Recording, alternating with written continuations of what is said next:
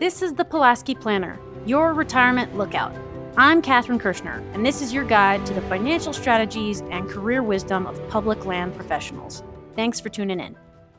Hey, today I wanted to talk to you about something you may be hearing on the news or seeing in headlines about the possibility of an AI bubble and whether or not it's popping.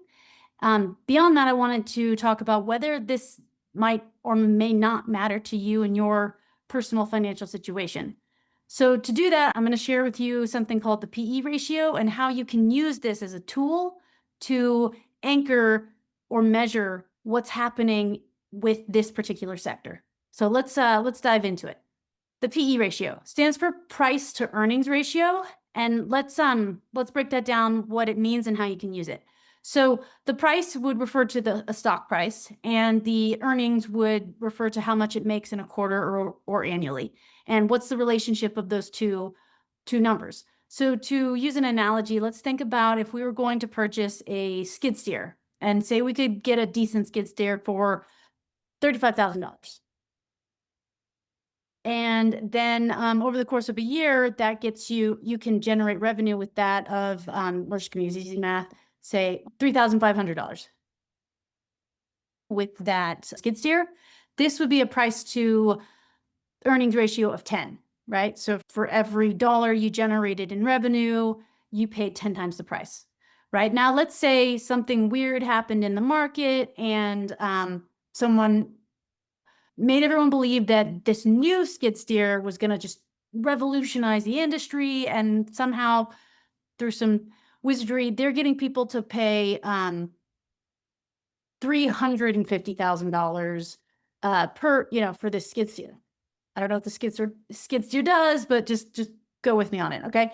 But despite the new price tag, you're still only able to generate the same amount of revenue per year with that skid steer. So what's the new price to earnings ratio? Now it's a factor of 100, right? So for every dollar in earnings, you're paying 100 times the price, right? So this is basically what happens with a bubble, right? So for some reason, people start to believe the hype. This is what happened with the dot-com bubble in the 2000s, and the price shoots up out of the sky. It's not tethered to reality, and people are buying it, but the revenue isn't there to back it up, right? And so, just for context, what the current stock market in terms of the S&P 500, it's at a price to earnings ratio of around 22 to 23, which is near historical highs. So is this reason to be concerned? Well, that's a different conversation. Let's talk about that as well. So the difference, I would say, I'll explain this chart in a second, but the difference I would say is that between the previous bubbles that popped in a dramatic and detrimental fashion, the difference is that a lot of the Mag 7 that are generating this incredible growth and these high price to earnings ratios, they are actually generating revenue. They're profitable. And so when you see a price to earnings ratio of like 22 or 23, it's saying that the market believes that there's going to be revenue to back up these high price tags that they're asking you to purchase in the market. That's pretty different than what has happened historically, where in the .com, they would just put .com in the name and these companies weren't generating any revenue. So that's a historical difference, I would suggest. But beyond that, what you see here in this chart that I've put up for you is that even when there is hype and a bubble does grow, and maybe the price that they're asking isn't really backed up by the earnings that it's generating, the market will take a breather. There will be a correction, right? And you see that in all of these ups and then followed by down, right? And so there's this is normal. This is a normal part of the up and down of the market over time. But what you see here is that from 1995, which is a low right there, if you stayed invested in the market, and over this roughly 18 years that is shown in the chart, there's over an 800% growth factor in this chart that you see there. And so like 18 years, is that a really long time? Well, it depends. In a working person's career, no, not really. That's a regular time horizon. And then beyond that, this is a good reason to remember that this is why we don't sell when there's a bubble pop, because if you can just stay invested through all the craziness, more often than not, basically every single time, there's a recovery and we get through it. Now, this would be a different story if you were like 5 years from retirement and you had all of your money invested in these companies that go pop and you need the money and you're forced to sell at a low. That would be like the perfect storm and something that would be, obviously what we want to avoid. Okay. So so what? Does this matter for your portfolio or not, right? So I wanted to use an analogy about forest succession, right? With a forest, you'll have like these grass species or these brush species that grow quickly and establish quickly, but are also short-lived and they get burned up easily.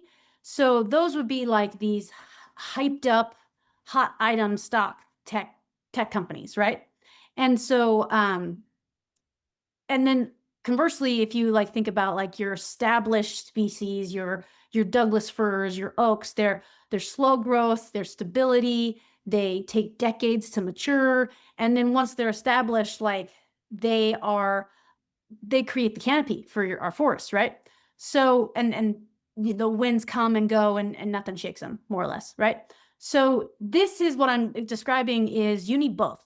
In your personal portfolio, you need both because that's the core of diversification, right? So if you're 25, you want a lot of those fast grasses. Yeah, they're going to shoot up and yes, there's going to be pullback, but you have time to weather the storm and you want to participate in that growth. But you also want some of those trees growing and maturing along with you as you are, even in the earlier stages of your career.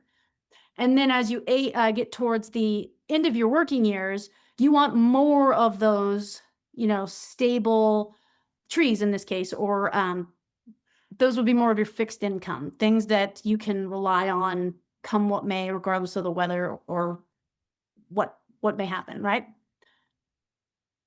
Okay, so let's shift gears and talk about there's this story that I heard about, and I was reading a Ray Dalio book about debt cycles, and he talks about how in the Netherlands in the 1600s, is like 1636, there's this like tulip mania, and people got so crazy about tulips that they were like buying a single tulip bulb for what was like the in today's terms you could buy like a really nice house with, right? And this was a really short-lived and really dramatic bubble, and it burst.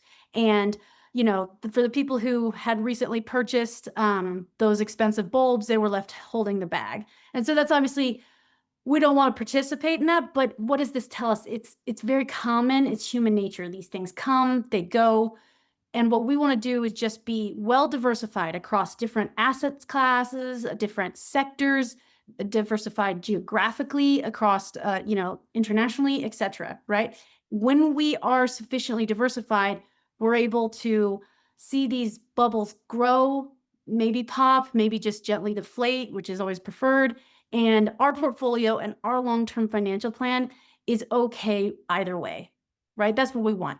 And so that's what we talk to our clients about. That's how we help them manage these headlines that come and go and they shake us up, and we're worried if we should sell everything now. And generally, the long-term view is the stable one. We get to benefit from the incredible innovation that these technologies provide, and the rapid growth and the strong, GDP. We get to benefit from that without having to take on all of the risk that comes with the inevitable,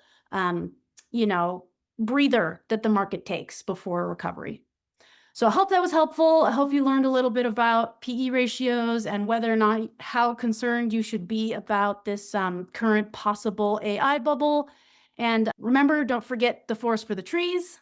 I'm Catherine Kirschner, the Pulaski Planner, and follow me for more insights on how you can manage your personal financial resources the same way you steward our public lands. Thanks.